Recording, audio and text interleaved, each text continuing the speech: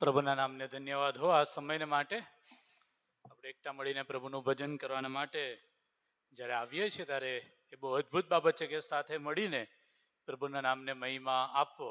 અને એમ કરવા માટે પ્રભુએ આપણને જે મન આપ્યું છે બધાના માટે જીવતા પ્રભુની સ્તુતિ કરું છું. અને આજનું જે શાસ્ત્ર ભાગ આપણે વાંચ્યો આપણા બાઇબલમાં ખુલ્લો રાખીએ.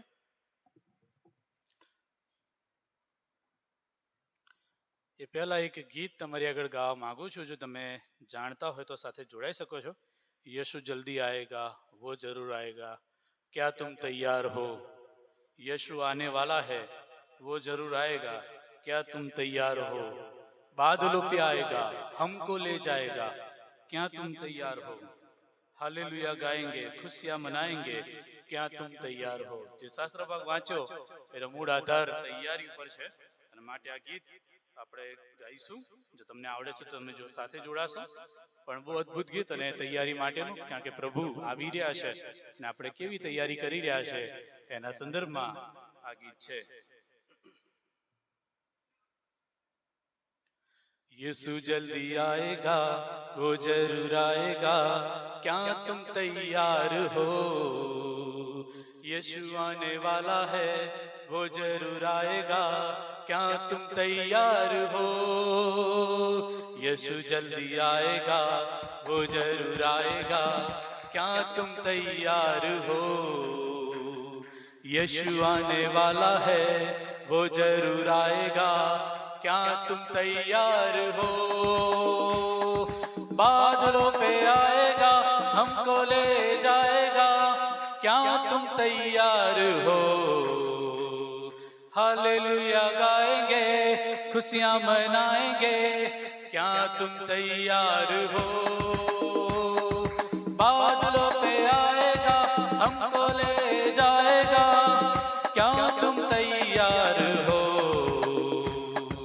हालेलुया गाएंगे खुशियां मनाएंगे, क्या तुम तैयार हो. फंसना ना दुनिया के जंजाल में, यीशु तेरा है हर एक हाल में. इस जग की अब तुमको चिंता नहीं, सारा खजाना मिलेगा वहीं.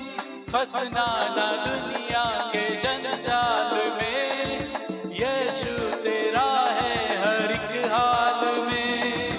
इस जग की अब तुमको चिंता नहीं, सारा खजाना मिलेगा वहीं. खत्म हुआ है लंबा सफर, चलना है ले जाए यीशु जिधर. खत्म हुआ है लंबा सफर, चलना है ले जाए यीशु जिधर. यीशु जल्दी आएगा वो जरूर आएगा, क्या तुम तैयार हो. यीशु आने वाला है वो जरूर आएगा, क्या तुम तैयार हो. बादलों पे आएगा हमको ले जाएगा, क्या तुम तैयार हो. हालेलुया गाएंगे खुशियां मनाएंगे, क्या तुम तैयार हो. जो उसकी राहों पे चलते वही साथ ले जाएगा यीशु. जिंदगी अपनी जो दे दे उसे साथ ले जाएगा यीशु. जो उनकी राहों पे चलते वही साथ ले जाएगा यीशु. जिंदगी अपनी जो दे दे उसे साथ ले जाएगा यीशु. जीवन को तेरे तू दे दे उसे, बना ले उसको मसीहा तेरा. जीवन को तेरे तू दे दे उसे, बना ले उसको मसीहा तेरा. यीशु जल्दी आएगा वो जरूर आएगा, क्या तुम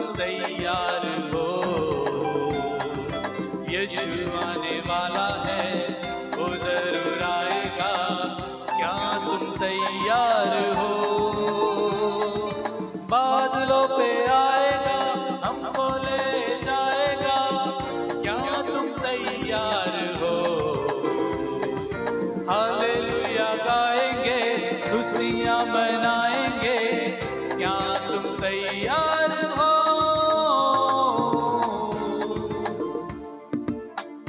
પ્રાર્થના કરીએ. પવિત્ર પ્રભુ, તમે પાછા આવવાનું વચન આપ્યું છે અને તમે તમારી મંડળીને લેવાના માટે આવી રહ્યા છો, તમારા લોકોને લેવાના માટે આવી રહ્યા છો, ત્યારે શું અમે તૈયાર છે કે કેમ એ પ્રશ્ન છે. અને પ્રભુ, એ સમજવાના માટે તમારો પવિત્ર આત્મા અમને મદદ કરે. પ્રભુ, તમે અમારી સાથે વાત કરો, વ્યવહાર કરો અને તમારા વચનના આધારે અમને તમે સમજણ આપો. તૈયારીના માટે અમને મદદ કરો, તમારી કૃપા પૂરી પાડો. પ્રભુ, સર્વ મહિમા તમને આપતા ઈસુ પ્રભુમાં અમારી પ્રાર્થના માન્ય કરો. આમીન. જે શાસ્ત્ર ભાગ વાંચે આપણા બાઇબલમાં ખુલ્લો રાખીએ. અને કોઈક પ્રભુના સેવકે એવું કીધું છે કે પ્રભુ ઈસુ ખ્રિસ્તના પાછા આવવા માટેની તૈયારી એ કોઈ બનાવ નથી, પરંતુ એ જીવનશૈલી છે. પ્રભુ ઈસુ ખ્રિસ્ત પાછા આવી રહ્યા છે અને એમના માટેની જે તૈયારી છે, એના આગમન માટેની જે તૈયારી છે, એ કોઈ બનાવ નથી, પણ એ જીવનશૈલી છે કે રોજ ને રોજ તૈયાર થતા જવું, રોજ ને રોજ તેને મળવાને માટે આપણી જાતને તૈયાર કરવી.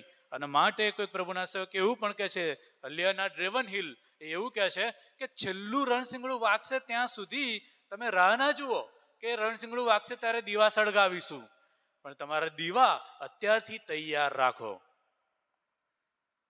રાહ જોવાની નથી કે છેલ્લું રણશીંગડું વાગવા દો ત્યારે જોઈશું, પણ અત્યારથી દીવા તૈયાર રાખો. અને બાઇબલ સતત વારંવાર એ વચનો કહે છે કે તમારી કમર કસેલી રાખો, તમારા દીવા સળગતા રાખો, તમે તૈયાર રહો, તમે જાગતા રહો. ઈસુ ખ્રિસ્ત પણ વારંવાર કહેતા હતા કે તમે જાગતા રહો અને પ્રાર્થના કરો, તમે જાગૃત રહો. અને માટે ખ્રિસ્તી જીવનમાં તૈયારી એ ખૂબ જ મહત્વનો ભાગ ભજવે છે. હવે આપણે જ્યારે અહીંયા આવીએ છીએ અથવા તો ગમે ત્યાં જતા હોઈએ તો સૌથી મહત્વની બાબત એ તૈયારી છે.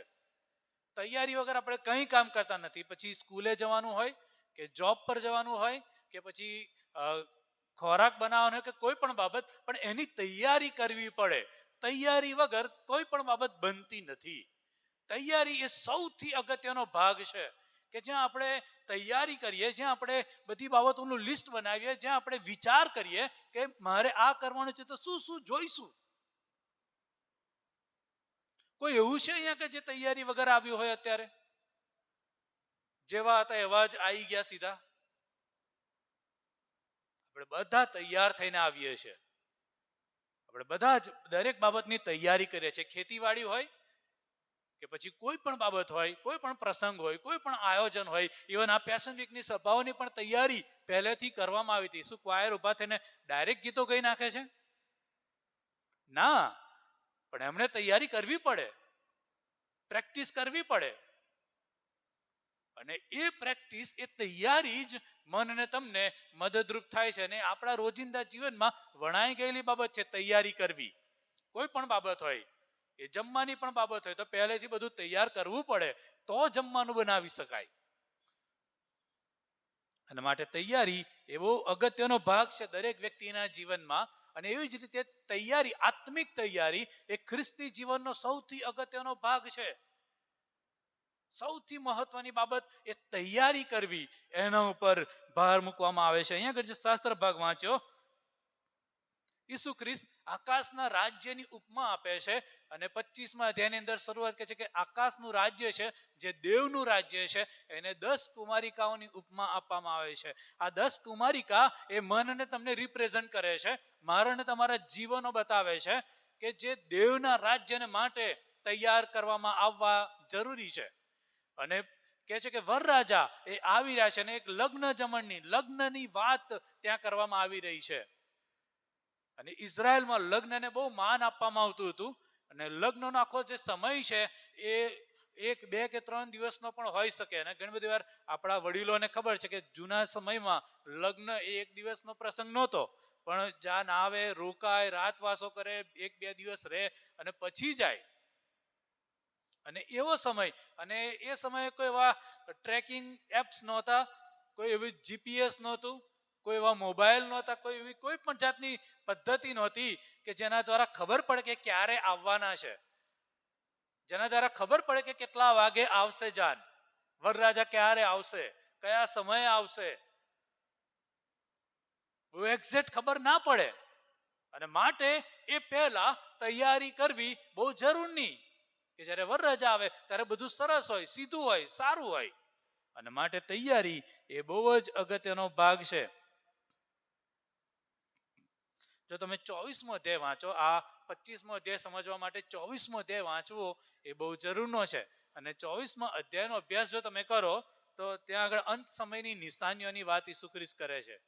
મંદિરની અંદર જાય છે ને યરુશલેમના મંદિરમાં જ્યારે શિષ્યો જોયે છે કે પ્રભુ કેટલું જબરજસ્ત બાંધકામ છે, આ મંદિર કેટલું ગજબ છે, સુશોભિત છે, ઈસુ ખ્રિસ્ત કહે છે કે આ મંદિરને પાડી નાખવામાં આવશે, આ મંદિરનો નાશ થશે. કારણ કે આપણે જોઈ ગયા કે પ્રભુ ઈસુ ખ્રિસ્ત એ અંત જુએ છે, યરુશલેમનો વિનાશ જોઈ રહ્યા હતા. અને એક એમના શિષ્યોને કહે છે કે આવું થવાનું છે. અને પછી જ્યારે જૈતુનના પહાડ પર જઈને ઈસુ ખ્રિસ્ત બેઠા છે ત્યારે શિષ્યો એકાંતમાં ઈસુની પાસે આવે છે અને ઈસુ ખ્રિસ્તને પૂછે કે પ્રભુ તો અમને કહે ક્યારે આ બનવાનું છે, આ યરુશલેમનો નાશ ક્યારે થવાનો છે? તે કીધું કે આ મંદિરનો નાશ થશે, તો એ ક્યારે થશે અમને જણાવ. અને ઈસુ ખ્રિસ્ત પછી અંત સમયની વાત કરે છે, એક તો બહુ ઇમિડિયેટ અને બીજો અનંતકાળિક અંત. અને તેની વાત યરુશલેમનો અંત અને બીજો અનંતકાળિક અંત. અને ત્યાં આગળ ઈસુ ખ્રિસ્ત એ બધી બાબતો કરે છે કે ઠેર ઠેર ધરતીકંપ થશે, લડાઈઓ થશે અને તમને ભૂલાવવામાં આવશે, પ્રેમ ઠંડો પડી જશે, ધરતીકંપ અને વાવાઝોડા અને પ્રશ્નો થશે. અને ઘણા બધાને એવું કહેવામાં આવશે કે ઈસુ ખ્રિસ્ત અહીં છે, ઈસુ ખ્રિસ્ત ત્યાં છે, મસીહા અહીં છે, તમે માનશો નહીં. અને લડાઈઓ થશે અને મારા નામને લીધે તમારે સહન કરવું પડશે, તમને મારી નાખવામાં આવશે અને ભયંકર પરિસ્થિતિ. અને એવો સમય આવે ત્યારે તમે કહે છે કે જો ખેતરમાં હોય તો ઘરમાં ના આવશો, જો નગરમાં હોય તો બહાર ના નીકળશો. અને એવી ઘણી બધી બાબતો ઈસુ ખ્રિસ્ત એ જણાવે છે. અને ત્યાં આગળ એ બધી જ બાબતો ત્યાં આગળ કહેવામાં આવે છે. પછી જુઠ્ઠા પ્રબોધકો, જુઠ્ઠા ઉપદેશકો આવશે અને તમને ગમતી બાબતો કહેશે, પસંદ કરેલાને ભૂલાવી દેશે, એ બધી બાબતો ત્યાં આગળ કહેવામાં આવે છે. અને પછી સૂર્ય અંધકાર રૂપ થઈ જશે, ચંદ્ર લોહી રૂપ થઈ જશે, તારાઓ હાલશે, આકાશના પરાક્રમ હાલશે. અને આકાશમાં એ માણસના દીકરાને તમે જોશો, એના બીજા આગમનની વાત પણ ત્યાં કરવામાં આવી છે. અને એમ કે છે કે પ્રભુ એના પસંદ કરેલાને આકાશમાં લઈ લેશે, એના પસંદ કરેલા જેઓ તૈયાર છે એમને લઈ લેવામાં આવશે. આ બધી વાતો કહ્યા પછી હવે એનું લાગુકરણ 32મી કલમથી શરૂ થાય. અને 32મી કલમની અંદર કહે છે કે તમે અંજીરીને જુઓ, જ્યારે એને પાન ફૂટવા માંડે ત્યારે તમને ખબર છે કે ઉનાળો આવ્યો. અને કહે છે કે જ્યારે તમે આ બધું બનતા જુઓ, જે બધી બાબતો ઈસુ ખ્રિસ્તે કીધી એ બનતા જુઓ, ત્યારે તમારે જાણો કે તેનું આવવું નજીક છે, તેનું આવવું નજીક છે. ખબર નથી ક્યારે આવશે, એ કોઈ જાણતું નથી, કોઈને ખબર નથી, પણ એ આવનાર છે, એનું આવવું નજીક છે, ખ્રિસ્તનું બીજું આગમન નજીક છે, એની વાત તમે જાણો. અને એ બનવાનું છે, એ શક્ય હકીકત બનવાની છે. અને એની વાત ત્યાં કરવામાં આવીને પછી એનું ઉદાહરણ આપવા માટે નૂહની વાત પણ કરી કે નૂહના સમયમાં લોકો પરણાવતા હતા, ખાતા ખવડાવતા હતા અને મોજ મજા કરતા રહ્યા. અને એ લોકોએ નૂહની વાત ના માની, પણ એવો સમય આવ્યો કે જ્યારે જળ પ્રલય આવ્યો અને બધાનો નાશ થયો. અને એવી જ રીતે કહે છે કે તમે જાગતા રહો, કારણ કે તમે જાણતા નથી કે ક્યારે પ્રભુ પાછા આવવાના છે. એમના શિષ્યની ઈસુ ખ્રિસ્ત કહી રહ્યા છે. અને માટે કહે છે કે જો ઘર ધણીને ખબર હોય ચોર ક્યારે આવવાનો, તો એ જાગતો રહે અને ચોરને ખાતર પાડવા ના દે. મને તમને ખબર હોય ચોર ક્યારે આવવાનો છે, તો આપણે આપણા ઘરમાં ચોરી થવા ના દઈએ. પણ ચોર એવા સમયે આવે છે કે જ્યાં મનને તમને ખબર નથી, આપણે કદાચ ઊંઘી ગયા હોઈએ, આપણે કદાચ બહાર ગામ હોઈએ, આપણે નથી જાણતા કે આ સમયે ચોર આવશે. ને એવી જ રીતે કહે છે કે માણસના દીકરાનું પણ આવવું થશે. અને માટે તમે ધારતા નથી એવા સમયે. અને માટે કહે છે કે તમે ચાકર છો અને તમે તૈયાર રહો કે માણસનો દીકરો એનો ધણી આવીને જુએ કે ચાકર એ બધું તૈયારી રાખીને બેઠો છે, તો એને શાબાશી આપવામાં આવશે. પણ એવા દુષ્ટ ચાકર તમે બની જાઓ કે ભાઈ એને આવવાને તો હજુ વાર છે અને ગમે તેવું જીવન જીવવા લાગો, ગમે તેવું બદફેલીમાં જીવો, તો કહે છે કે તમારો ન્યાય કરવામાં આવશે. ને ત્યાં કહે છે કે તમને રડવું અને દાંત પીસવું થશે. એનાથી એ 24મો અધ્યાય પૂરો થાય છે. અને હવે પછી એ વાતને વધારે સારી રીતે સમજાવવા માટે એક દ્રષ્ટાંત કહેવામાં આવ્યું 10 કુમારિકાઓનું. આકાશનું રાજ્ય એ 10 કુમારિકાઓનું છે એવી રીતે કહેવામાં આવી રહ્યું છે. અને આ 10 કુમારિકાઓમાં 5 ડાહી છે, 5 મૂર્ખી છે, અને વરરાજાને આવતા વાર થાય છે, અને એ બધી વાતો ત્યાં લખવામાં આવી છે. અને ત્યાં આગળ મુખ્ય મહત્વની વાત એ છે, પ્રભુ કહે છે કે તમે જાગતા રહો, તમે જાગતા રહો અને તૈયાર રહો. એ બહુ જરૂરનું છે, કારણ કે ઈશ્વરનું આગમન ક્યારે થશે એવું ને તમે જાણતા નથી. જો ખાસ નોંધ કરીએ તો 10 કુમારિકાઓ એ દેવનું રાજ્ય રિપ્રેઝન્ટ કરે છે. આ 10 કુમારિકાઓ મને અને તમને દર્શાવે છે, ખ્રિસ્તની મંડળીને દર્શાવે છે કે જેને પ્રભુ લેવાને માટે આવવાના છે. અને માટે 10 કુમારિકાઓની જ્યારે વાત કરીએ ત્યારે મારી ને તમારી વાત પ્રભુ કરી રહ્યા છે, દેવની મંડળીની વાત કરી રહ્યા છે, દેવના રાજ્યની વાત કરી રહ્યા છે. 10 કુમારિકાઓની પાસે દીવા હતા, બરોબર ને? ડાહી ને મૂર્ખીનું કારણ શું છે આપણે સમજીએ તો પહેલું તો 10 કુમારિકાઓની જે સમાનતા છે જોઈએ તો 10 કુમારિકાઓ છે, 10 તૈયાર થયેલી છે, 10 ની પાસે દીવા સળગતા છે, 10 વરરાજાની રાહ જોઈ રહી છે, અને 10 એ ઊંઘી ગઈ. ડાહી પણ ઊંઘી ગઈ ને મૂર્ખી પણ ઊંઘી ગઈ. અને દરેક જ્યારે બૂમ પડી કે વરરાજા આવી રહ્યા છે ત્યારે 10 ઉઠી પણ ગઈ. 10 પોતાના દીવા પણ તૈયાર કર્યા. આ સમાનતા છે કે એ બધું જ, પણ મૂર્ખી થવાનું કારણ એટલું જ છે કે એમની પાસે એક્સ્ટ્રા ઓઇલ, એક્સ્ટ્રા તેલ નહોતું. જ્યારે 5 જે ડાહી હતી એ એક્સ્ટ્રા કુપ્પીમાં તેલ લઈને આવી હતી, જે બતાવે છે કે કદાચ વરરાજાને આવતા વાર થાય તો અમારા દીવા હોલવાઈ જાય નહીં. કદાચ અમે ઊંઘી ગયા પણ ઉઠીએ ત્યારે દીવાની અંદર તેલ પૂરવામાં આવે અને દીવા સળગતા રહે. અને આ એક જ બાબત એ 5 ને અલગ કરી દે છે. 5 ડાહીને બતાવે છે, 5 મૂર્ખી બતાવે છે. અને બે પ્રકારના લોકો જે દેવની મંડળીમાં છે એની વાત કરવામાં આવી છે. એવા લોકો કે જે પ્રભુના આગમનને માટે તૈયાર છે. એ આજે આવે કે કાલે આવે, વિલંબ થાય પણ એ તૈયાર છે. જ્યારે બીજા લોકો એવા પ્રકારના છે કે જેવું થશે એવું જોયું જશે. પ્રભુ ક્યાં આવી ગયા છે, હજુ બહુ સમય બાકી છે, હજુ તો ઘણું જીવવાનું છે, થશે, જોયું જશે. અત્યારે તો એન્જોય કરી લઈએ, અત્યારે તો જીવી લઈએ, અત્યારે તૈયારી કરવાની શી જરૂર છે? ઘણો બધો સમય બાકી છે, જ્યારે સમય આવશે ત્યારે તૈયારી કરી લઈશું. અને આ 5 મૂર્ખી એ વિચારધારાની હતી, અને માટે એમણે પેલી 5 ડાહી જોડે કુપ્પીમાં તેલ જોયું હશે પણ એમણે ના લીધું. એમને અંદાજો નહોતો કે વરરાજાને આવતા વાર થશે. એમણે બધી તૈયારી કરી હતી, પણ જે મુખ્ય તૈયારી હતી દીવામાં તેલની, એ તેલ એમણે એક્સ્ટ્રા લીધું નહોતું. અને આ કુપ્પીમાં તેલ હોવું એ તૈયારી બતાવે છે. હવે ઘણા બધા લોકો આ કુપ્પીમાં તેલ હોવું અને પવિત્ર આત્મા સાથે પણ જોડી દે છે અને ખોટી સમજણ આપે છે. પણ આ દ્રષ્ટાંતનો એકમાત્ર જે એનો અર્થ છે એ છે તમે તૈયાર છો કે નહીં. તૈયારી, કુપ્પીમાંનું તેલ બીજું કશું નથી. એ પવિત્ર આત્માની નિશાની અહીંયા નથી. આ ચોક્કસ તેલ થી મસ્સા કરવો, અભિષેક કરવો એ પવિત્ર આત્માની નિશાની છે, બરાબર ને? પણ અહીંયા આ દ્રષ્ટાંતની અંદર એને પવિત્ર આત્મા સાથે જોડવાની જરૂર નથી, કારણ કે કેવળ ને કેવળ તૈયારીની વાત કરવામાં આવી રહી છે. કે 5 કેટલી સ્માર્ટ છે કે એમણે તૈયારી કરી કે ભાઈ એક્સ્ટ્રા તેલે લઈ લીધું, બસ એટલું જ. એથી વિશેષ બીજું કશું જ નથી. અને માટે આજે ઘણા બધા લોકો ઈસુ ખ્રિસ્તના પાછા આવવા વિશેની વાત જાણે છે.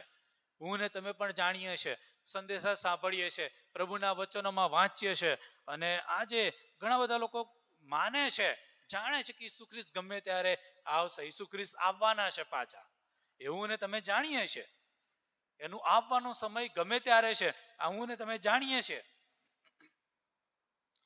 કેટલાક લોકો એવું માને છે કે પૃથ્વી પર જ્યારે સુવાર્તા ફેલાઈ જશે, બધા લોકોને ઈસુની નામ ખબર પડશે, ત્યારે ઈસુ ખ્રિસ્ત પાછા આવશે, એવું કેટલાક લોકો માને છે. કેટલાક લોકો એવું માને છે કે યુદ્ધો, તોફાનો, ધરતીકંપો ઠેર ઠેર થશે, કુદરતી હોનારતો વધી જશે અને યુદ્ધ, લડાઈઓ થશે, ત્યારે કહે છે કે પ્રભુનું આવવું નજીક હશે, ત્યારે પ્રભુ આવવાના છે. કેટલા બધા લોકો એવું કહે છે કે આખા વિશ્વમાં ખ્રિસ્તી ધર્મ ફેલાઈ જશે, દરેક દેશમાં દરેક જગ્યાએ ખ્રિસ્તી ધર્મનો ફેલાવો થશે, ત્યારે પ્રભુ ઈસુ ખ્રિસ્ત પાછા આવવાના છે. ઇવન ઘણા બધા લોકો તો એટલા બધા કોન્ફિડેન્શિયલ બની જાય છે કે એમણે તારીખ પણ આપી દીધી કે આ તારીખે પ્રભુ આવવાના છે, આ વર્ષમાં પ્રભુ આવવાના છે, આ સમય પહેલા પ્રભુ આવવાના છે. અને એની પાછળ ઘણા બધા લોકો ગાડા પણ થઈ ગયા. અને એવા ઇતિહાસ છે, તમે તપાસ કરો તો લોકોએ પોતાની જમીનો વેચી દીધી, ઘર બાર વેચી દીધા, બધું જ છોડી દીધું, બધું વેચી દીધું. કેમ? કારણ કે પ્રભુ આવવાના છે અને અમને ખબર છે કે આ સમયે પ્રભુ આવવાના છે. પણ ઈસુ ખ્રિસ્ત પોતે પણ એવો દાવો કરે છે કે એ પોતે પણ જાણે કે જાણતા નથી કે ક્યારે આવવાનું થશે. અને ઘણા બધા લોકો પ્રભુના વચનોની સરખામણી કરવામાં રસ ધરાવે છે કે આ વચન શું કહેવા માંગે છે, પ્રભુ ક્યારે આવવાના છે. ઇવન ઘણા બધા લોકોને શું કહેવાય કે પ્રભુના આવવાની નિશાનીઓ એની અંદર રસ છે. અને પ્રભુના આવવાના સમયે શું થશે, કઈ કઈ બાબતો બનવાની છે, અને પ્રકટીકરણના પુસ્તકમાં શું લખેલું છે, એનો અર્થ શું થાય, એની પાછળ કેટલા બધા આપણે ગાંડા છે. અને મોટા ભાગના આપણે બધાને એમાં રસ છે કે પ્રભુ ક્યારે પાછા આવવાના છે, કયા સમયે પાછા આવવાના છે. અને એને સંદર્ભના સંદેશાઓ સાંભળીએ, એને સંદર્ભનું લિટરેચર વાંચીએ અને ઘણી બધી બાબતો. અને ઈસુ ખ્રિસ્તના પાછા આવવા સંદર્ભમાં ઘણા બધા મતાંતર છે. અને આપણે ઘણું બધું જાણવાનો પ્રયત્ન કરીએ છીએ, આપણે સમજવાનો પ્રયત્ન કરીએ છીએ. બાઇબલની અંદર જે લખેલું છે એને વધારે સમજી શકીએ, એનો ખુલાસો મેળવવાનો પ્રયત્ન આપણે બધા જ કરીએ છીએ કે પ્રભુ ક્યારે પાછા આવવાના છે અથવા અંત સમયે શું થવાનું છે. પણ આ દ્રષ્ટાંતનો હેતુ એ નથી કે પ્રભુ ક્યારે પાછા આવવાના છે, શું થવાનું છે. એકમાત્ર હેતુ એ છે, શું તમે તૈયાર છો અત્યારે? પ્રભુને આવતા ગમે તેટલો સમય લાગે અથવા તો આજે આવે, શું તમે તૈયાર છો? આ પ્રશ્ન છે. અને માટે ઈસુ ખ્રિસ્ત એમના શિષ્યોને જે તૈયાર કરવા માંગે છે એ તો એ કે તમારે, કારણ કે શિષ્યો એને પ્રશ્ન શું કર્યો કે ક્યારે બનશે, અંત સમયની નિશાની શું, આ બધું ક્યારે થવાનું છે. અને એના સંદર્ભમાં ઈસુ ખ્રિસ્ત બધી વાત જણાવે છે, વર્ણન કરે છે કે આવું આવું થશે. પણ એ બધું જે થવાનું છે થશે, પણ તમે અત્યારે તૈયાર છો કે કેમ, એ પ્રશ્ન છે. ને માટે ઈસુ ખ્રિસ્ત કહે છે કે તમે જાગતા રહો, તમે તૈયાર રહો. અને માટે આ દ્રષ્ટાંત એ આપવામાં આવ્યું છે. ધ્યાનથી જોઈએ તો ત્યાં આગળ જે બાબત લખવામાં આવી છે, પહેલું કે રાહ જોનારી આ 10 કુમારિકાઓ છે, વરરાજાની રાહ જોઈ રહી છે. અને વરરાજાને આવતા વાર થાય છે, અને માટે બધી જ ઊંઘી ગઈ. બધી જ 10 કુમારિકા ઊંઘી ગઈ. 5 ડાહી કે જાગતી નહોતી, એ પણ ઊંઘી ગઈ, એ પણ ઊંઘી ગઈ. અને કોઈ પ્રભુના સેવક કહે છે કે જે ત્યાં લખવામાં આવ્યું છે કે ઝોકા ખાઈને ઊંઘી ગઈ. એનો મતલબ કે જાગતા બેઠા બેઠા બેઠા બેઠા બેઠા પછી આળસ આવવા લાગી, અને પછી ઝોકા આવવા લાગ્યા, અને પછી ફાઇનલ સ્ટેજ ઊંઘી જવું. સ્લોથનેસ જેને કહેવાય છે, આળસ, સ્લોથનેસ, કે જે પરિસ્થિતિ એક સમયે નહોતી.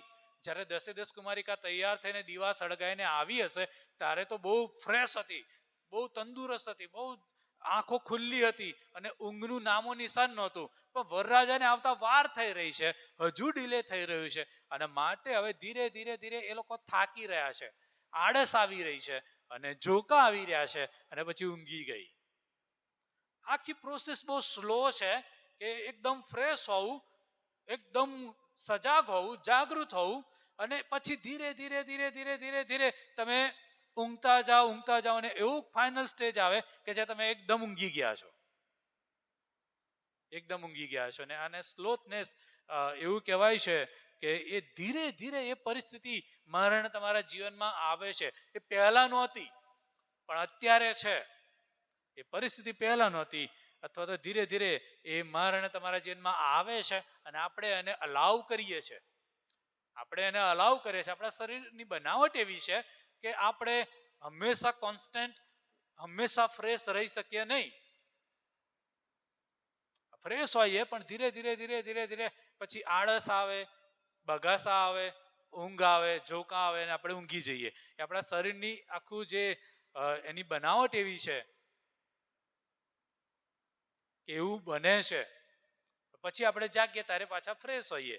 પણ એ બનતું જાય છે, એવું થતું જાય છે. પણ આપણા જીવનમાં પણ, આત્મિક જીવનમાં પણ એ આળસ અને ઊંઘ ધીરે ધીરે ધીરે ધીરે પગ પસારો કરે છે. અનેક સમય જ્યારે ઈસુ ખ્રિસ્ત પર આપણે વિશ્વાસ કરતા હતા ત્યારે જે ઉત્સાહ હતો, જે પ્રભુના વચનો માટે ઉત્સાહ હતો, જે સેવા કરવાનું મન હતું, જે પ્રાર્થના કરવાનું મન હતું, જે પ્રભુના મહિમાન માટે એનું ભજન કરવાનું મન હતું, એ એક સમય બહુ ગજબનું હતું. પણ હવે એવું નથી. એ વિશ્વાસ મારો ને તમારો પ્રભુમાં મજબૂત હતો, પણ હવે એવું નથી. જ્યારે મારે ને તમારી પાસે કોઈ ફેસિલિટીઝ નહોતી, સુખ સુવિધાઓ નહોતી, ત્યારે ઘણા બધા દૂર ચાલીને પણ પ્રભુનું ભજન કરવા જતા હતા, પ્રભુની આરાધના કરવા જતા હતા, સેવાના માટે સમય હતો. પણ આજે બધી જ ફેસિલિટીઝ છે ત્યારે આપણને પ્રભુના ઘરમાં આવવાનો સમય નથી. બધી જ ફેસિલિટી છે ત્યારે આપણે પ્રભુના વચનો વાંચવાનો સમય નથી, પ્રાર્થના માટેનો સમય નથી. અને માટે ધીરે ધીરે આત્મિક જીવનમાં નબળાઈ આવે છે. જેમ શારીરિક જીવનમાં આપણે ધીરે ધીરે ધીરે આળસ અને પછી ઊંઘ તરફ જઈએ, એવી જ રીતે આત્મિક જીવનમાં પણ બને છે કે આપણે એક સમય બહુ મજબૂત હતા, બહુ પ્રભુના વિશ્વાસમાં સ્ટ્રોંગ હતા, પ્રભુની સેવાના માટે વપરાતા હતા, ગમે ત્યાં કહીએ ત્યાં જતા રહીએ, જે કંઈ કે બધું જ આપણે કરીએ, પ્રભુના મહિમાન માટે હંમેશા વપરાઈએ. પણ ધીરે ધીરે જીવનમાં એવું બનતું જાય છે, એવી પરિસ્થિતિ આવે છે કે જેમાં હું ને તમે આળસ ખાઈને પછી છેલ્લો સમય એવો આવે છે કે ઊંઘી જઈએ છીએ. જો આપણે ધ્યાન ના રાખીએ તો આત્મિક રીતે આપણે નાશ પામી શકીએ છીએ, આત્મિક રીતે આપણે ઊંઘી જઈ શકીએ છીએ. અને કોઈ પ્રભુના સેવકે બહુ સરસ કીધું, આખું ચર્ચ એ કહે છે કે એક શયનખંડ છે, બેડરૂમ છે, અને એની અંદર બધા જ ખ્રિસ્તીઓ કહે છે કે ઊંઘી રહ્યા છે, બધા જ ઊંઘી રહ્યા છે.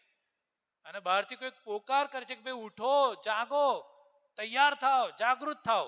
પણ આ લોકો કહે છે કે અમને ઊંઘવા દો, અમારે ઉઠવું નથી, અમારે જાગવું નથી, હજુ ઘણો સમય છે, હજુ ક્યાં મસીહા આવી ગયા છે. અને આ વાસ્તવિકતા આજની મંડળીની છે. મારા અને તમારા જીવનોમાં ચોક્કસ આપણે પ્રભુનું ભજન કરીએ છીએ, ચર્ચમાં આવીએ છીએ, પ્રભુનું નામ લઈએ છીએ, પણ મારા અને તમારા જીવનમાં આપણે એટલા ખોવાઈ ગયા છે કે પ્રભુના આગમનની તૈયારી શું એ મને અને તમને ખબર જ નથી.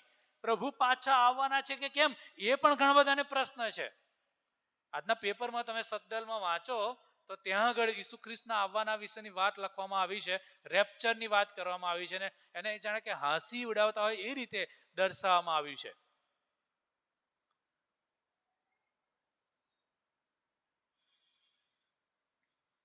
પરંતુ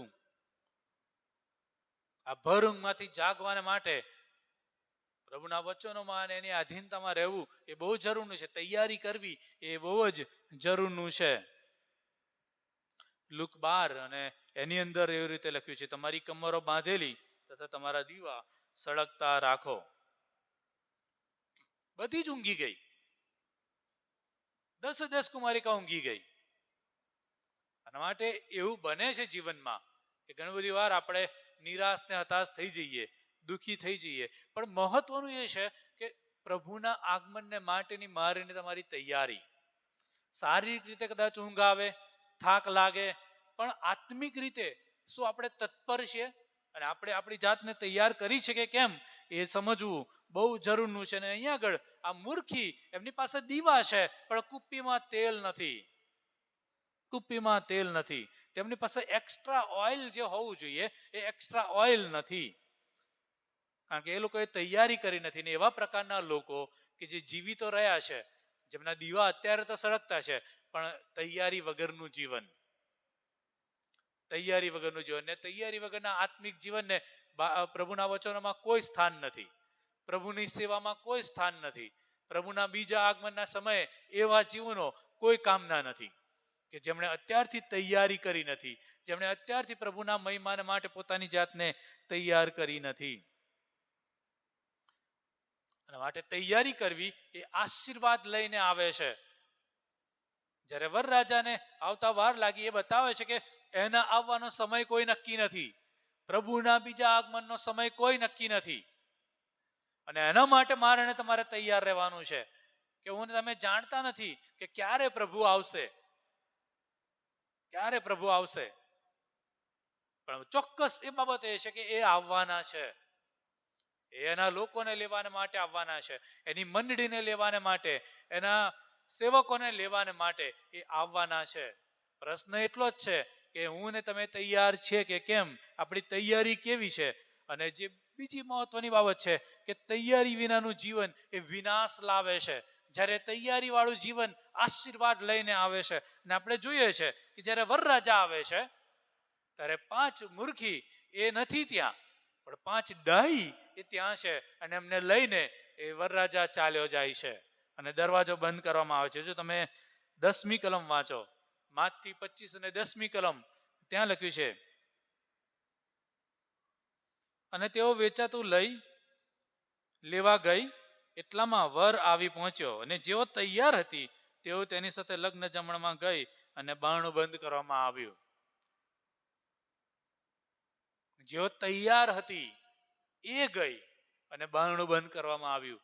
અને અહીંયા આગળ મુખ્ય પોઈન્ટ જ ઈસુ ખ્રિસ્તનો અહીંયા છે કે તૈયાર રહેવું, કે જ્યારે વરરાજા આવે, એ ઈસુ ખ્રિસ્ત આવે, ત્યારે હું ને તમે આમ તેમ ફાંફા મારતા કે ઊંઘતા ના પકડાઈએ, પણ જાગૃત હોઈએ અને એની સાથે એ આકાશમાં વાદળામાં તણાઈ જઈએ, ખેંચાઈ જઈએ. અને માટે આશીર્વાદિત જીવન કે વરરાજાની સાથે જવું. પરંતુ મેં કીધું એ પ્રમાણે કે તૈયારી વિનાનું જીવન એ આશીર્વાદ લાવે છે, પરંતુ તૈયારી વગરનું જીવન, તૈયારી વિનાનું જીવન એ વિનાશ લાવે છે. ને એ 5 મૂર્ખીઓને બતાવે છે કે જેમણે તૈયારી કરી નહોતી. અને માટે જ્યારે ઊંઘમાંથી જાગી ત્યારે એમણે જોયું કે આપણા દીવા તો હોલવાઈ રહ્યા છે, હજુ વરરાજા આવ્યા નથી. પોકાર તો પડ્યો પણ વરરાજા હજુ આવ્યા નથી. અને આપણે દીવામાં તેલ જોઈશું, અને ડાહીની પાસે જાય છે અને કહે છે કે અમને તેલ આપો. પણ ડાહી કહે છે કે તમને નહીં થઈ રહે ને અમને નહીં થઈ રહે, તમે જઈને લેતા આવો, ખરીદી લો. અને આ 5 મૂર્ખી ખરીદવાને માટે ગઈ. મધરાતે પોકાર પડ્યો છે, અડધી રાત છે, અને પેલા એમને ઉઠાડ્યા હશે, અને પછી તેલ ખરીદ્યું હશે, અને પૈસા આપીને ખરીદ્યું હશે, અને પછી દોડતી પાછી આવી, પણ ત્યારે તો દરવાજા બંધ થઈ ગયા હતા અને એ લોકો બહાર રહી ગઈ. એમણે દરવાજા ખટખટાવ્યા કે પ્રભુ તું દરવાજો ખોલ. પ્રભુ કહે છે કે હું તમને ઓળખતો નથી. હું તમને ખચિત કહું છું કે હું તમને ઓળખતો નથી. અને કેટલી અઘરી બાબત કે અડધી રાત્રે એમણે દોડાદોડ કરી. એ 5 ડાહી છે ને એના કરતા મૂર્ખીઓએ વધારે મહેનત કરી, એવું નહીં લાગતું? કારણ કે અડધી રાતે દોડીને ભાગવું, અને પેલાને ખખાડ્યો હશે, એક દુકાન, બીજી દુકાન, ત્રીજી દુકાન, અને કોઈને શોધી કાઢીને તેલ શોધી કાઢ્યું હશે, એક્સ્ટ્રા પૈસા આપ્યા છે, એટલે ભાઈ તું ડબલ લઈ લે, વધારે લઈ લે, પણ તું અમને તેલ આપ, અમારા દીવા સળગાવા છે. અને દીવા સળગાવ્યા હશે, અને દોડતી ને દોડતી પાછી આવી. કેટલી બધી મહેનત કરી, કેટલી બધી દોડધામ, કેટલી બધી મહેનત કરી, પણ એ મહેનત કશાય કામમાં ના આવી, કારણ કે ત્યારે બહુ લેટ થઈ ગયું હતું. એમની તૈયારી એ વધારે પડતી ગજબની હતી છેલ્લે, જ્યારે પ્રભુ આવી ગયા પછી. અને ત્યારે કોઈ મતલબ નહોતો, કોઈ મતલબ નહોતો. અને બહુ ભયંકર પરિસ્થિતિ કે પ્રભુ એમને કહે છે કે હું તમને ઓળખતો નથી, હું તમને ઓળખતો નથી. દાખલા તરીકે આપણા કોઈ મિત્ર હોય અને એને આપણે બહુ મદદ કરી હોય, પૈસા આપ્યા હોય, અને મહેનત કરી હોય, અને આનો ઘર બની આપીએ, અને આ તેને બધું જ, અને કોઈક પછી કોઈક દિવસે આપણને જરૂર પડી અને રાત્રે એના ઘરે ગયા અને ખખડાવીએ, અને દરવાજો ખોલીને કહે તમે કોણ, તમને ઓળખતો નથી.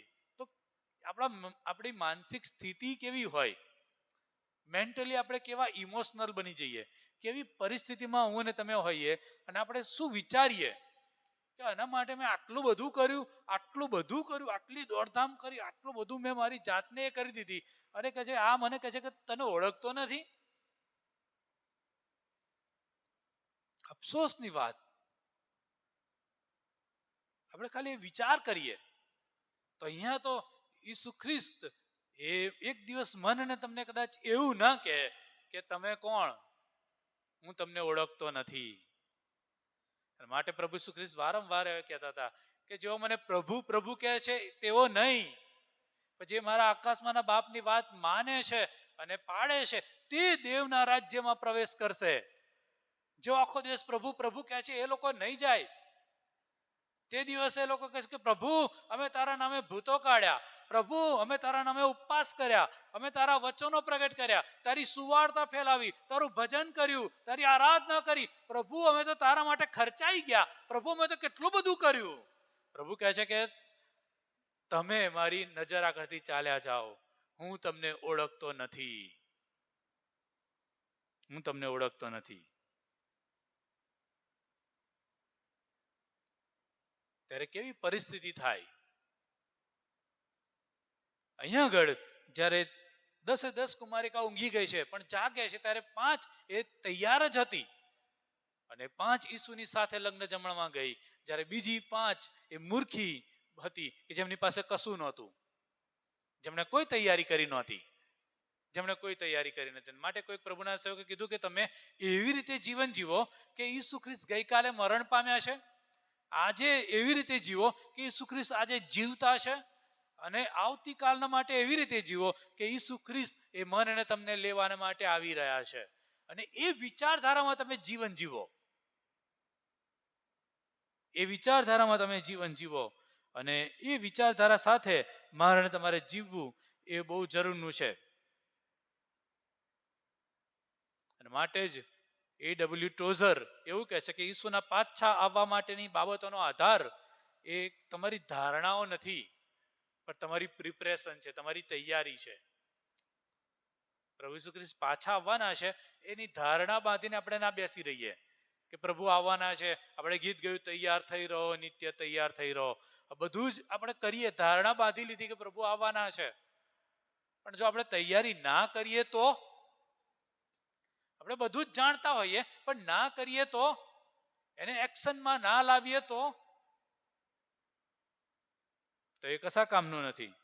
અને માટે આજના જીવનની કોઈ પ્રભુ રિક વોરેન એવું કહે છે કે આજના મનુષ્યના જીવનની સૌથી મોટી કરુણતા મરણ નથી, સૌથી મોટી કરુણતા મરણ નથી, પરંતુ એવું જીવન કે જેમાં અનંતકાળ માટેની કોઈ તૈયારી નથી. સૌથી મોટી કરુણતા આજની મંડળીઓની શું છે કે પ્રભુના માટેની કોઈ તૈયારી નથી, અનંતકાળના જીવન માટેની કોઈ તૈયારી નથી. ક્રિસમસ માટેની તૈયારી છે, અને પેશન વીક માટેની તૈયારી છે, અને અલગ અલગ પ્રોગ્રામ આયોજનો અને બધું જે આપણે બનાવ્યું હોય એના માટેની તૈયારી અત્યારથી કરી રહ્યા છે, એના માટે રોકાણ કરી રહ્યા છે, એના માટે મહેનત કરી રહ્યા છે, એના માટે બધું જ કરી રહ્યા, બધી દોડધામ, બધી તૈયારી. પણ પ્રભુ જે આવવાના છે એની મંડળીને લેવાના માટે, એના માટે આપણે કદી તૈયાર થયા નથી. એના માટે શું તૈયારી કરીએ છીએ? આપણે કેટલા એના વચનોમાં એની અધીનતામાં આવીએ છીએ, આપણે કેટલા એની પ્રાર્થનામાં પ્રભુના મુખને શોધીએ છીએ, આપણે કેટલા એના આવવાની રાહ જોઈને બેઠા છે કે પ્રભુ તું આવ.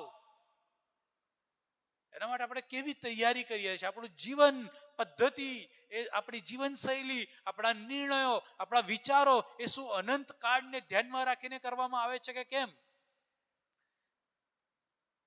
લેનાર્ડ રેવનહિલ એવું કહેતા હતા કે તમે જે કંઈ કરો એ અનંત કાળને ધ્યાનમાં રાખીને કરો. આ પૃથ્વી પર તમે જે જીવો છો, જે વિચારો છો, જે પ્લાનિંગ કરો છો, જે ભવિષ્યના તમારા ઈરાદા છે, એ શું અનંત કાળને ધ્યાનમાં રાખીને કરવામાં આવ્યા છે કે કેમ? કે જ્યાં પ્રભુ સદાને માટે રાજ કરવાના છે, જ્યાં પ્રભુ એની મંડળીને લઈ જવાના છે, જ્યાં પ્રભુ મનને તમને લઈ જવા માંગે છે, એને ધ્યાનમાં રાખીને આપણે કેવું જીવન જીવીએ છીએ, મારે તમારી તૈયારી કેવી છે, એ સમજવું એ બહુ જરૂરનું છે. અને માટે મારે તમારી જીવન શૈલી એ ઈસુ ખ્રિસ્તના આવવાના માટે તૈયાર હોય એ જરૂરનું છે. અહીંયા આગળ તૈયારી કરવી એનો મતલબ એવો નથી કે આપણે ધાર્મિક કામોમાં રચા પચા રહીએ અથવા તો આ બધી બાબતો કરીએ અને સારું જીવન જીવીએ. ના, અહીંયા આગળ જે તૈયારી કરવી એનો મતલબ એ છે કે પ્રભુ મને લેવાના માટે આવી રહ્યા છે, હું એના વિશ્વાસમાં મજબૂત થઉં, એના વચનોમાં મજબૂત થઉં, હું એની પ્રાર્થનામાં મજબૂત થઉં, કે હું રહી ના જાઉં, હું અહીંયા રહી ના જાઉં. એ તૈયારી કરવાની જરૂર છે. શું આપણે વિચાર્યું કે આટલી બધી સેવા કર્યા પછી એક દિવસ ઈસુ ખ્રિસ્ત મને ને તમને કે હું તમને ઓળખતો નથી, તમે કોણ છો? એ ન્યાય સ્થાન આગળ મારે ને તમારે રડવું ને દાંત પીસવું થાય ત્યારે શું કરીશું?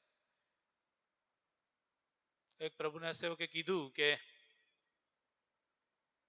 એક દિવસ બધાને પસ્તાવો થવાનો છે. ન્યાયાસન આગળ બધાનો પસ્તાવો થશે, બધા જ રડશે, બધા જ છાતી કૂટશે, પણ કહે છે કે ત્યાં આગળ પસ્તાવો કશા જ કામનો નથી, બહુ મોડું થઈ ગયું હશે. અને માટે કહે છે કે આજે તમે પસ્તાવો કરો, પાછા ફરો અને પ્રભુના આગમનની તૈયારીમાં જોડાઈ જાઓ. ઘણી બધી તૈયારીઓ કરીએ છીએ, પણ પ્રભુના આગમનની તૈયારી માટે શું? કેવી રીતે આપણી જાતને આપણે તૈયાર કરીએ છીએ? ત્યાં ઈસુ ખ્રિસ્ત કહે છે કે એ તૈયારી એવી છે કે તમે જાગતા રહો, તમે જાગતા રહો. ત્યાં એવું લખવામાં આવ્યું છે, માટે જે છેલ્લી વાત છેલ્લી ત્યાં લખેલી છે, છેલ્લી જે 13મી કલમ, માટે તમે જાગતા રહો, કેમ કે તે દાડો અથવા તે ઘડી તમે જાણતા નથી. આ તૈયારી શું છે? જાગૃત અવસ્થામાં જીવન જીવવું. શારીરિક રીતે એ શક્ય બનતું નથી, પણ આત્મિક રીતે હું ને તમે રોજ ને રોજ પ્રભુમાં નવા થતા જઈએ, રોજ ને રોજ એના વચનોમાં મજબૂત થઈએ, રોજ ને રોજ પ્રભુના વચનના આધારે એનો પવિત્ર આત્મા મને શું કહી રહ્યો છે એની સમજણમાં જીવન જીવીએ, જાગૃત રહીએ. આપણી આજુબાજુ શું બની રહ્યું છે, કઈ પરિસ્થિતિમાં આપણે જીવી રહ્યા છે, અને પ્રભુ જ્યારે એના લોકને લેવા માટે આવી રહ્યા છે ત્યારે હું ને તમે કેવી સ્થિતિમાં છીએ. અને જે જાગૃત હોય, જે સભાન અવસ્થામાં હોય, એ હંમેશા વ્યવસ્થિત હોય, સુવ્યવસ્થિત હોય. આપણે કદાચ ઊંઘી ગયા છે તો આપણને ખબર નથી કે આપણા કયા બાજુ છે, વાળ કઈ બાજુ છે, અને આપણું કેવા દેખાઈએ છે, આપણી આજુબાજુ કોણ છે, કોઈ આપણો નાશ કરવા તો નથી આવ્યું, ચોર તો નથી આવી ગયો, આપણને કશી ખબર પડતી નથી, કારણ કે આપણે ઊંઘી રહ્યા છે. પણ જો આપણે જાગૃત છીએ તો આપણા કપડાં પણ વ્યવસ્થિત હોઈ શકે છે, આપણા વાળ વળાયેલા હોઈ શકે છે, અને આપણે જાણીએ છીએ કે આજુબાજુ શું બની રહ્યું છે. અને ચોરને પણ આપણે ઘરમાં ઘૂસવા ના દઈએ, જો હું ને તમે જાગૃત છીએ તો. બાકી એવા પણ ઇન્સિડન્ટ્સ બને છે કે લોકો ઘરમાં ઊંઘતા હોય અને ચોર તાળું ખોલીને ઘરમાં આવે અને તિજોરીમાંથી પૈસા કાઢીને લઈ જાય, અને પેલા ઊંઘતા જ રહે, સવારે ખબર પડે.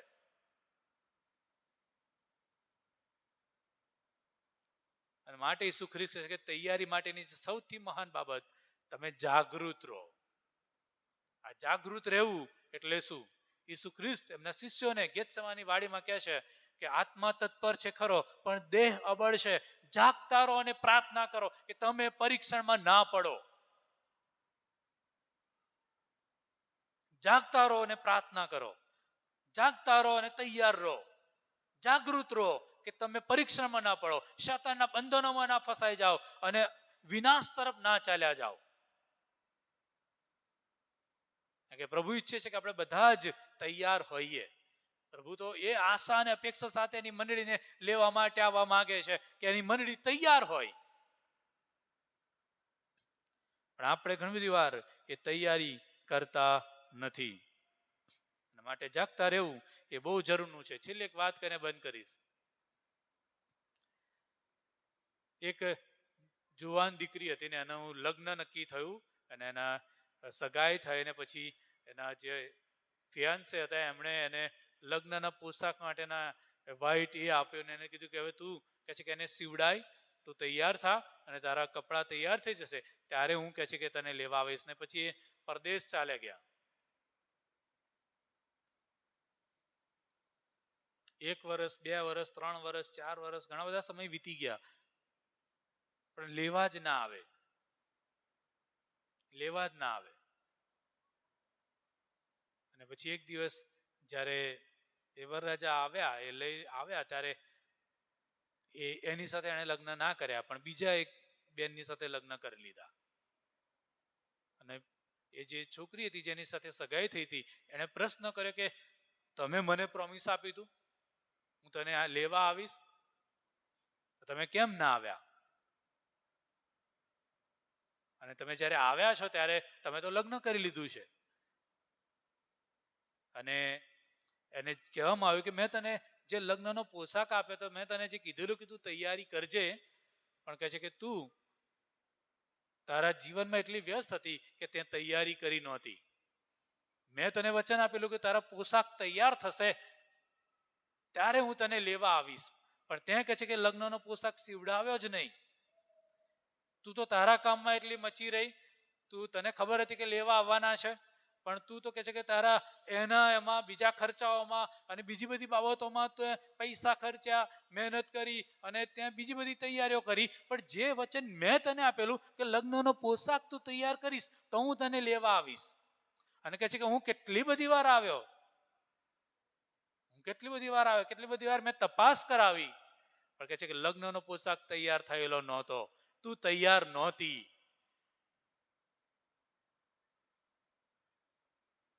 અને આવું જ પ્રભુ કેટલી બધી વાર મારે તમારી પાસે આવે છે, પણ હું ને તમે તૈયાર છે કે કેમ?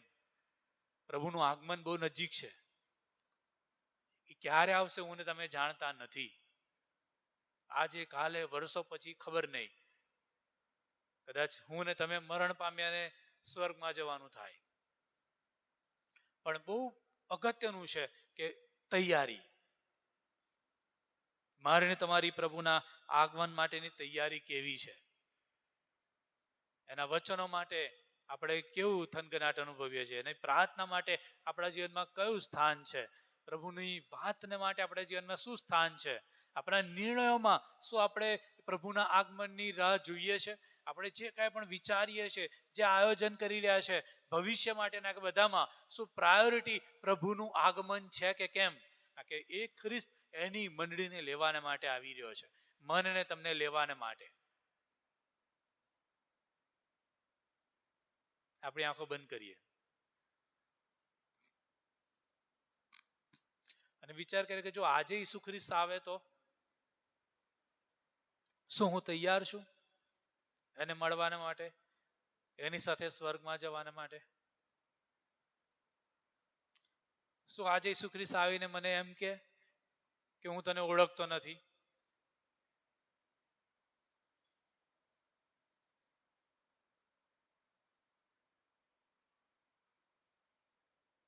આપણી જાતની તપાસ કરીએ. અને જો એવું બને કે આજે પ્રભુ આવે ને આપણે અહીંયા જ રહી ગયા તો શું થશે? શું કદી આપણે એનો વિચાર કર્યો કે જો હું ને તમે એના આગમનની સાથે એની સાથે નહીં જઈએ તો શું થશે? પ્રભુ આજે એ મનને તમને તૈયાર જોવા માંગે છે, અથવા તો તૈયારી કરનારા લોકો તરીકે જોવા માંગે છે, કે જે રોજ પ્રભુના વચનોમાં એનું મનન કરનાર હોય, જે રોજ એની પ્રાર્થનામાં નમી જાય, જે રોજ પ્રભુના આત્માની દોરવણીમાં પોતાની જાતને પસ્તાવામાં દોરી જાય, જે રોજ ને રોજ પ્રભુની વાતને ધ્યાનમાં રાખે,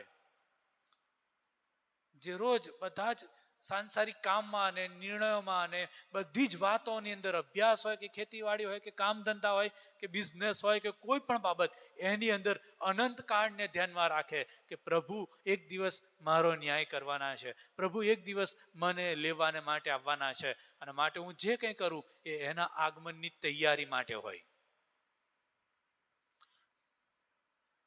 જેવું નથી તો આજે આ સમય છે કે આપણે આપણી જાતને તૈયાર કરીએ. પ્રભુનો પવિત્ર આત્મા આપણને મદદ કરવા તૈયાર છે,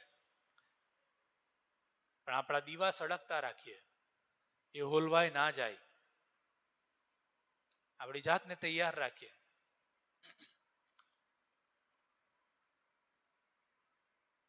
કારણ કે એવું ના થાય કે આપણે અહીંયા રહી જઈએ, નાશ પામીએ, અને 5 મૂર્ખીની જેમ આપણે બહાર રહી જઈએ, જેમને કહેવામાં આવ્યું કે હું તમને ઓળખતો નથી.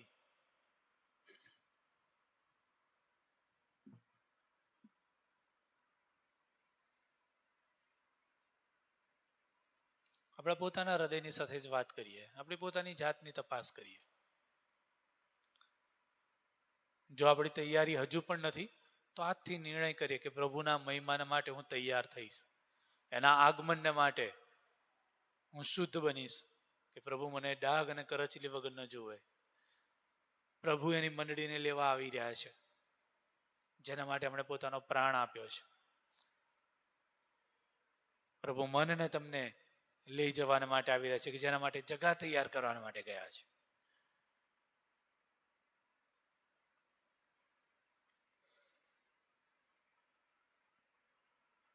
પ્રભુ, અમે આ જગતમાં ઘણી બધી બાબતોની તૈયારી કરીએ છીએ, પણ તમારા આગમન માટે અમે હજુ પણ અજાણ છે, બેધ્યાન છે, તૈયારી વિનાનું જીવન છે. ત્યારે પ્રભુ આજે તમારી પાસે કૃપા માંગીએ છીએ કે તમે જલ્દી આવી રહ્યા છો, ત્યારે શું અમે તૈયાર છીએ કે કેમ એ સમજવા પવિત્ર આત્મા દેવ અમને મદદ કરો. પ્રભુ તમારું આગમન આજે થાય તો અમે તમારી સાથે એ સ્વર્ગના રાજ્યમાં ભાગીદાર બનીએ, માટે અમને મદદ કરો. અને અમારું જીવન જો બદફેલીમાં હોય, ભૂંડાઈમાં હોય, તૈયારી વિનાનું હોય, તો આજે પવિત્ર આત્મા દેવ અમને મદદ કરો કે અમે પાછા ફરીએ, પસ્તાવો કરીએ અને તમારામાં તૈયાર થતા જઈએ. પ્રભુજી, રોજ ને રોજ અમારી જીવનશૈલી, અમારા વિચારો, અમારા કાર્યો, અમારા નિર્ણય બધાની મધ્યે પ્રભુ તમારા આગમનની તૈયારી માટે અમે જીવીએ, માટે સહાય કરો. અને જે લોકો આજે નિર્ણય કર્યા છે એમના જીવનોને પ્રભુ વધુ મજબૂત કરો, તૈયાર કરો અને જાગૃત કરો. પ્રભુ અમે જાગતા રહીએ. હા પ્રભુજી, અમે તમારામાં આશીર્વાદિત થતા જઈએ, માટે કૃપા માગું છું. સર્વમાં તમારો મહિમા થવા દો. તમે તમારી મંડળીને લેવાના માટે આવી રહ્યા છો, માટે પ્રભુ તમારો આભાર. ત્યારે અમે એની સાથે જોડાઈએ, તમારામાં વાદળામાં ખેંચાઈ જઈએ અને તમારી સાથે હંમેશા રહીએ, તમારામાં આનંદ કરનારા બનીએ, માટે અમને તૈયાર કરો. પ્રભુ ઈસુમાં અમારી પ્રાર્થના માન્ય કરો. આમેન.